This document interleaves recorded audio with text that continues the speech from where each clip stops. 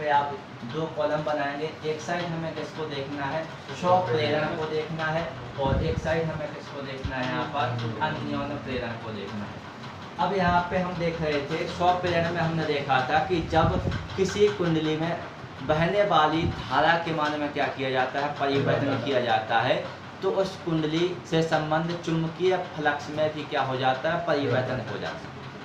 यानी जो बल रेखाएं होंगी उन बल रेखाओं की संख्या में क्या हो जाता है, परिवर्तन हो जाता है, जिससे उसी कुंडली में प्रेरित विद्युत वाहक बल या फिर प्रेरित धारा उत्पन्न होने की जो घटना होती है, उस घटना को आप क्या कहते हैं, स्वप्रेरण कहते हैं।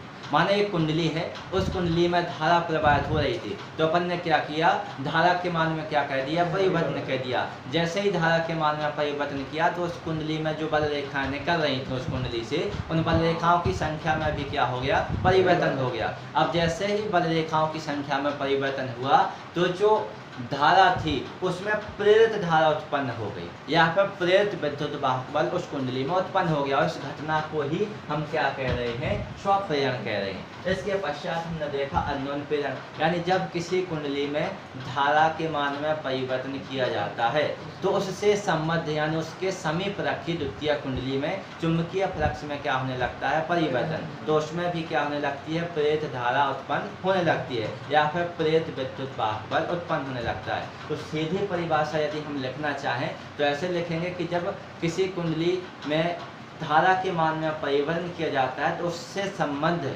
द्वितीय कुंडली में प्रेरित विद्युत धारा या फिर प्रेरित धारा उत्पन्न होने की जो घटना होती है, उस घटना को ही हम क्या कहते हैं, अन्योन्य प्रेरण कहते हैं। अब यहाँ पे आप लिखेंगे स्वप्रेरण को हम किससे प्रदर्शित कहते हैं, एल।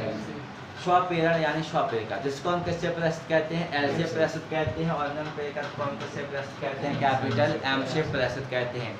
इसका सूत्र लिखेंगे तो L बराबर क्या हो जाएगा, ऐसा लिखेंगे कि इसका सूत्र L बराबर फाई बटे आई ऐसा होता है, क्योंकि बिंदु बनाने हमें चार, तो L बराबर क्या हो जाएगा, फाई बटे आई। और इसका यदि हम फॉर्मूला लिखेंगे तो M बराबर क्या होता है आपका, फाई एस बटे क्या होता है, आई। अभी अपन ने ये फॉर्मूला निकाला था, तो M बराबर इसका फॉर्मूला क्या हो जाएगा, फाई एस अपॉन में क्या हो जाएगा, आई पी हो जाएगा। अब क्योंकि अपन स्वप्रेरक देख रहे थे, स्वप्रेरक में केवल कुंडली की संख्या कितनी थी, एक। ये तो दिमाग में बैठा के ही चलना है। अब क्योंकि आगे जो पढ़ने वाले हैं ये एक कुंडली और दो कुंडलियाँ, ये कंटिन्यू चलेंगे अपनी। तो जो स्वप्रेरण होता है, स्वप्रेरण में कुंडलियों की संख्या कितनी होती है, एक होती है।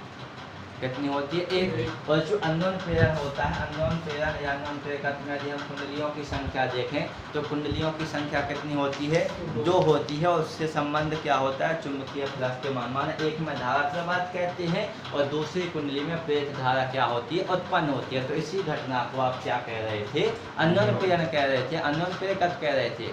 तो ये आपकी परिभाषाएं बन जाती हैं। इसमें हमें कितने धारा, इसमें प्रेरित धारा जो आपकी होती है कुंडली की मुख्य धारा को सीधे प्रवाहित करती है। प्रेरित धारा सीधे प्रवाहित क्यों कर, प्रभावित क्यों कहती है, प्रभावित माने अफेक्ट करना, और प्रवाहित यानी उसमें से होकर के बहना, तो शब्द में अंतर हो जाएगा। तो यहाँ पे प्रभावित करती है, प्रवाहित नहीं प्रभावित करती है। अब क्योंकि प्रभावित सीधे इसलिए कहती है क्योंकि कुंडली की संख्या एक ही होती है, तो जो उसमें आप धारा प्रवाहित करेंगे उसमें प्रेरित धारा उत्पन्न भी होनी है, तो दोनों ही एक दूसरे को क्या करेंगे, प्रभावित करेंगे। लेकिन जो अन्योन्य प्रेरकत्व होता है, अन्योन्य प्रेरण होता है, इसमें कुंडलियों की संख्या कितनी होती है, दो होती है। तो इसमें दो कुंडलियां होती हैं, जिसमें प्राथमिक कुंडली को यदि अपन देखें तो आईपी कहेंगे और द्वितीय कुंडली को क्या कहेंगे,